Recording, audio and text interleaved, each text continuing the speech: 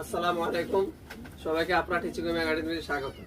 আজকে আমরা অষ্টম শ্রেণীর 4.2 অঙ্ক নং 15 এর ঘ নাম্বার শিখব। দেখো ঘ নাম্বার বলছে যে x² প্লাস a, এটাকে সূত্রের সাহায্যে গুণ করতে বলছে। দেখো আমরা দুটো সূত্র লিখে রাখছি। দেখো a³ প্লাস b³ এই সূত্র হলো a plus b into a square minus ab plus b square, a³ minus b³ a minus b into a square plus ab plus b square. দেখো এখানে যখন প্লাস হবে এটা মাইনাস, দেখো এখানে প্লাস আছে এটা মাইনাস, তার মানে এই সূত্রটা হবে।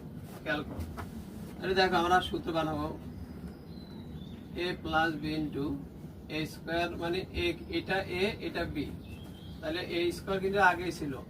খেয়াল করো a স্কয়ারটা আগেই ছিল, x square minus ab, a মানে x স্কয়ার, b মানে a প্লাস b স্কয়ার মানে এর উপরে স্কয়ার সূত্র। দেখো এইটা হিসাব করো, আগেরটা মিলে। দেখো 2 দুগুণে 4 x to the power 4, a আগে লেখো এখানে x স্কয়ার, অর্থাৎ আমরা সূত্র মিলানোর জন্য একটু সাজিয়ে লিখছি।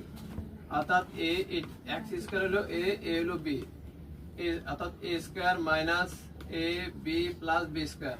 এটা কি সূত্র হলো a³ প্লাস b³ a মানে x square a³ plus b³ b মানে a, এটা a³ প্লাস b³। এখন যদি আমরা গুণ করি, দেখো উপরে এখানে কিন্তু স্কয়ার আছে, 3 দুগুণে 6 পাওয়ার হওয়ার গুণ হয়, 3 দুগুণে 6 প্লাস a³, এটা হবে आंसर।